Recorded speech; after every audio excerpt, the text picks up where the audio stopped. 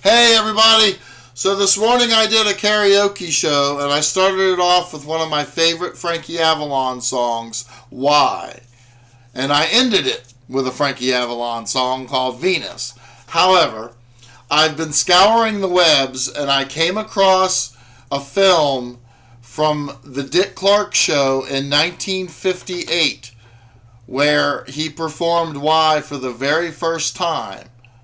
And what's amazing about this is the kids in the auditorium where they did this show. They are so loud. He even tells them before he performs, he says, I want quiet so people on TV can hear how loud you're going to get. And they break for quiet. And the minute he says, here's Frankie, he doesn't even get Frankie out. They're all, wah! Going crazy. And this is 1958 television. It's black and white. But you know how they do television. They probably had microphones hanging over the audience bleachers and all that kind of stuff. But those mics are maxed out. You could hear the screaming. It's starting to screech in the microphones.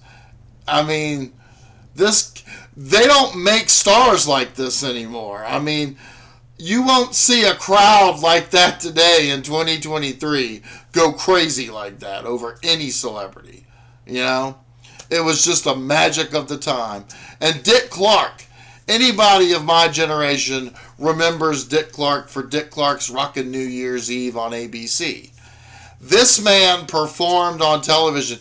He refused to quit and retire. He literally was on television from the dawn of it, the birth of it, until he died in 2012. He died of a really, really bad case of Parkinson's disease. And literally, I'm not kidding you. I'm not trying to make fun. He would be on television. King it, Ryan. And his co-host was Ryan Seacrest. So you couldn't understand anything he said. It was really terrible. I mean, I couldn't believe ABC allowed this. I mean, you could have just told him he was on the air, turned the cameras off, and stuck him in a room somewhere, poor guy. I mean, music was his whole life. And he refused to quit, and he did it until he died, even when he was half brain dead. But anyway, we're getting off topic here. Let me show you this clip. Be paying attention when he tells the kids to be quiet. All right? Happy anniversary. When we all gathered at the little theater here on 44th Street tonight, I told the folks in the theater this is the one place where you can make as much noise in the world. Just watch out for the chandeliers swaying and so forth. This you may do. Right now, I'll ask you one favor. Don't make a sound. Shh. Just for a second. See how quiet you can be. Here is Frankie Avalon.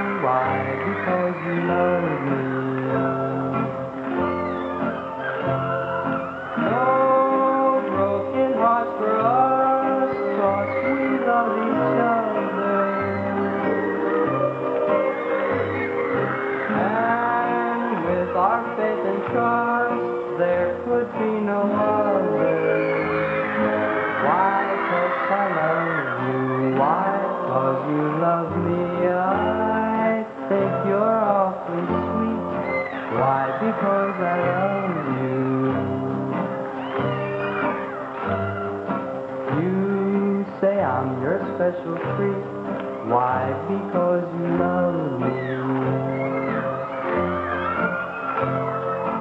We found the perfect love. Yes, a love that's yours and mine.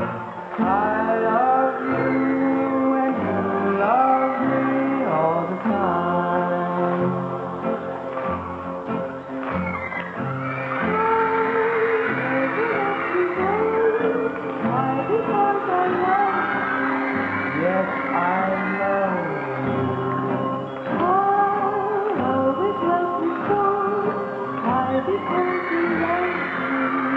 Yes, you love me. We found the perfect love. Yes, a love that's yours and mine. I love you and you love me. I love you and you love me. We'll love each other here forever.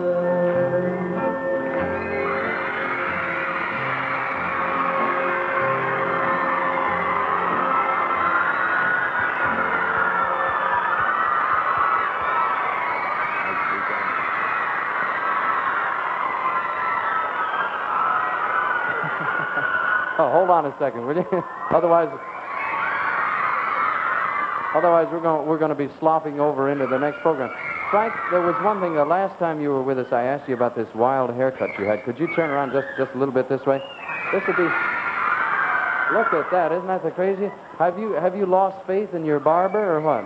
No, it's for the picture that I'm doing, Dick, with John Wayne and Richard Widmark and Lawrence Harvey. It's called The Alamo. This is a multi-million thing, isn't it? Yes. So yeah, he goes on to talk about his What new sort of a movie, The part do you play? Alamo. In 1958, it was a new movie.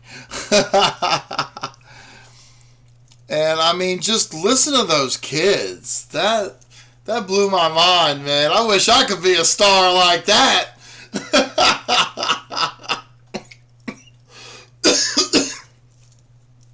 Look how young he is, too. Wow. Look how young Dick Clark is. Dick Clark was probably in his 20s. So, anyway, I hope y'all enjoyed that. I just thought that was amazing. The crowd screaming and all that. It's all a bunch of kids. And music isn't that way anymore. It's not. It's sad, but it's a sign of the times, you know. It's American culture. So y'all have a great day, and I'll see you later. Peace.